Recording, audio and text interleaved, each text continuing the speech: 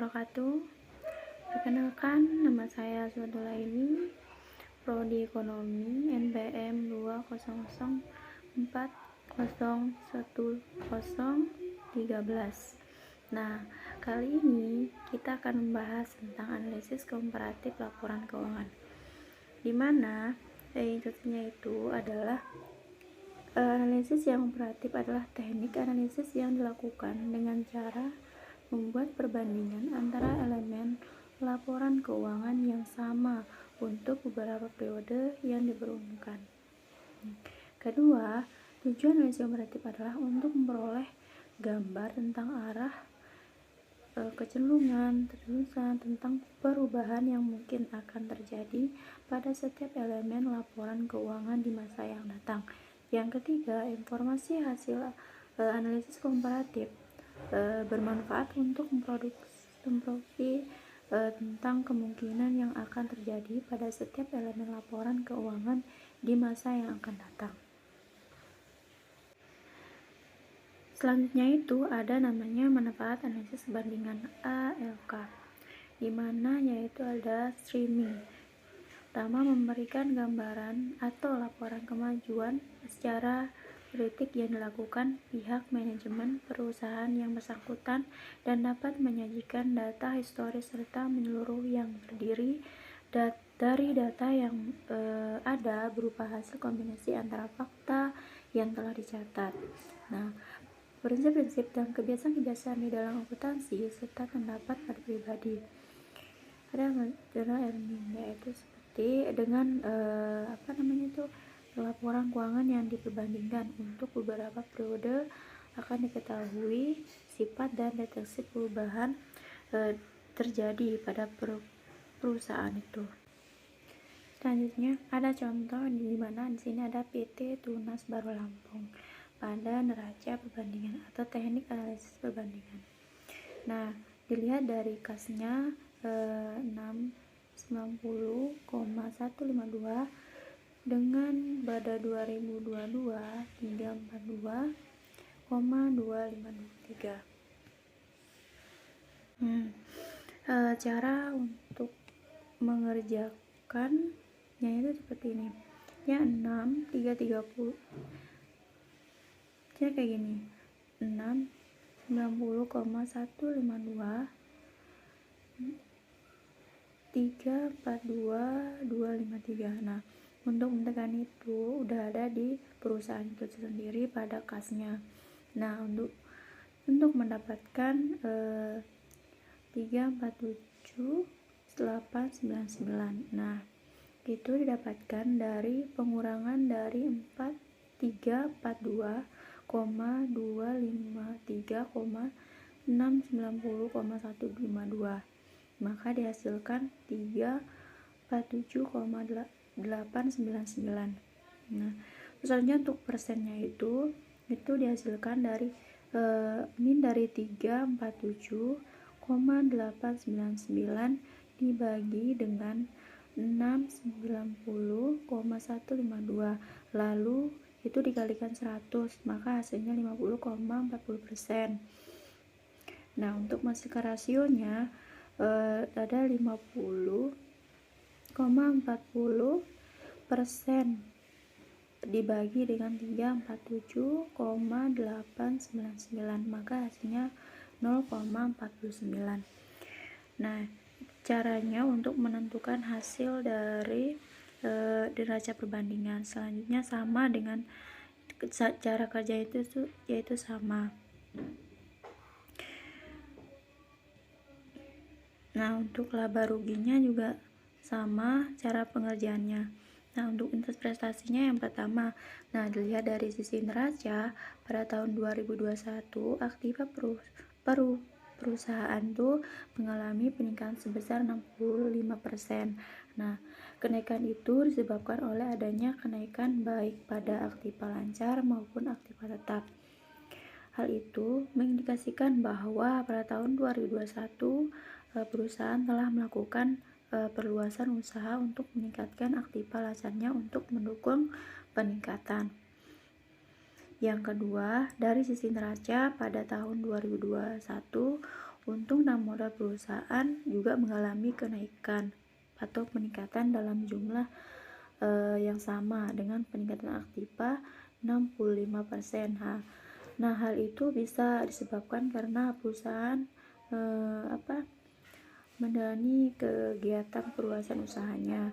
Nah, yang ketiga, dari sisi laba rugi itu pada tahun 2021 penjualan dan laba komprehensifnya ya juga mengalami peningkatan masing-masing 8% dan 36%. Hal itu menunjukkan bahwa perusahaan dapat memanfaatkan perluasan usaha yang telah dilakukan.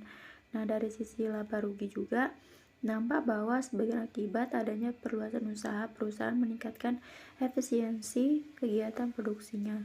Hal itu tercermin pada peningkatan HPP 15% yang diperlukan untuk mendukung peningkatan penjualan yang lebih kecil daripada peningkatan penjualan, yaitu 8%, sehingga peningkatan laba komprehensifnya menjadi 36%, jauh lebih besar daripada peningkatan penjualan 8%. Dengan kata lain, berbagai keputusan yang diambil oleh perusahaan pada tahun 2021 untuk melakukan perluasan usaha nampaknya cukup tepat karena perusahaan dapat memanfaatkan untuk meningkatkan perolehan laba. Nah, namun demikian karena perluasan usaha tersebut didanai lebih menggunakan tambahan utang dan tambahan modal, maka di masa yang akan datang perluasan harus dapat lebih efektif dan efisien lagi operasinya. Hal ini disebabkan karena beban keuangan bunga yang harus ditanggung oleh perusahaan di masa yang akan datang juga semakin berat. Nah, selanjutnya di sini saya akan membahas tentang analisis common size, di mana analisis dalam laporan keuangan. Di mana analisis common size adalah teknik analisis yang dilakukan dengan cara membuat perbandingan antara suatu elemen atau laporan keuangan tertentu sebagai komponen dari elemen yang lain pada laporan keuangan. Nah, tujuan analisis common size adalah untuk memperoleh gambaran tentang yang pertama komponen dan proporsi investasi pada setiap jenis aktiva. Yang kedua, struktur modal dan pendanaan. Ketiga, distribusi hasil penjualan pada biaya dan laba. Nah, untuk ketiga, informasi hasil analisis bermanfaat untuk menilai tepat tidaknya kebijakan operasi, investasi, dan pendanaan ya kemungkinan mengaruhi terhadap posisi dan kinerja keuangan perusahaan yang di masa yang akan datang. Suatu neraca yang disusun berkomponen common size statement dapat memberikan informasi sebagai berikut. Seperti pertama, komposisi investasi aktiva suatu perusahaan dapat memberikan gambaran tentang posisi relatif aktiva lancar terhadap aktiva tak lancar.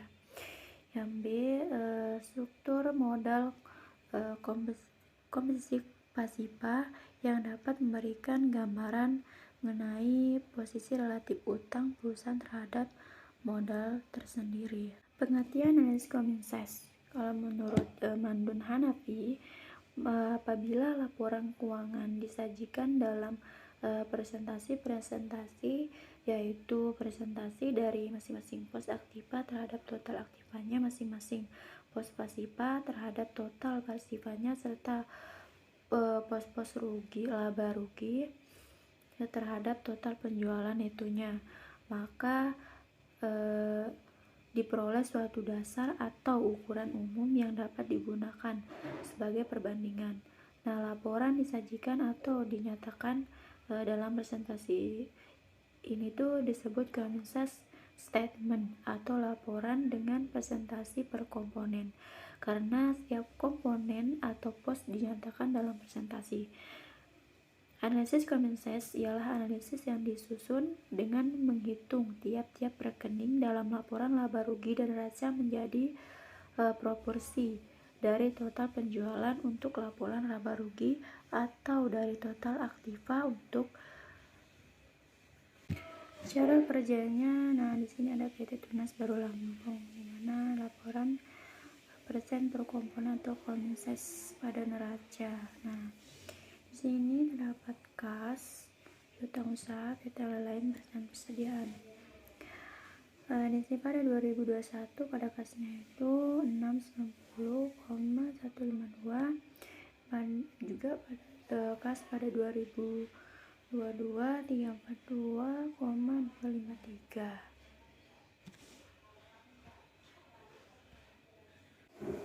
Nah, untuk menentukan dari komensas itu kan sini pada 2021 sama 2022, sini 2 tahun.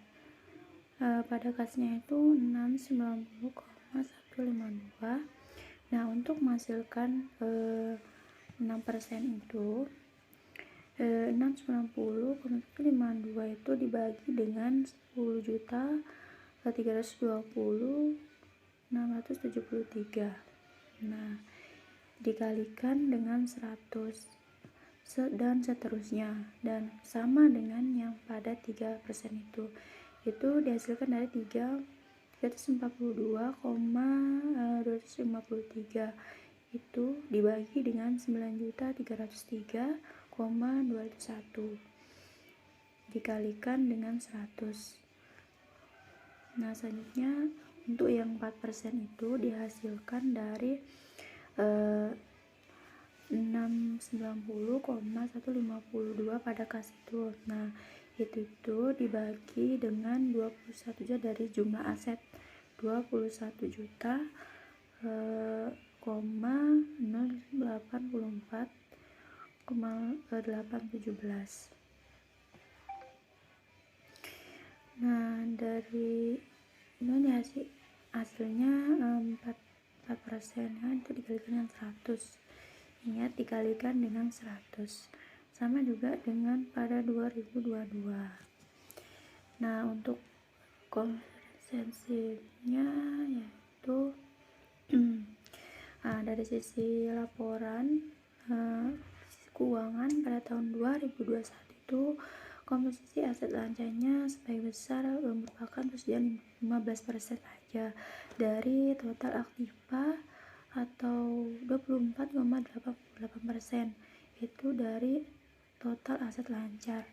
Hal itu mengindikasikan adanya kemungkinan kesulitan perusahaan dalam melakukan penjualan barang dagangan. Dari sisi laporan laba rugi, secara absolut atau relatif, perusahaan itu mengalami peningkatan laba dari tahun 2021 ke tahun 2022 sebesar 1000% atau 0% saja.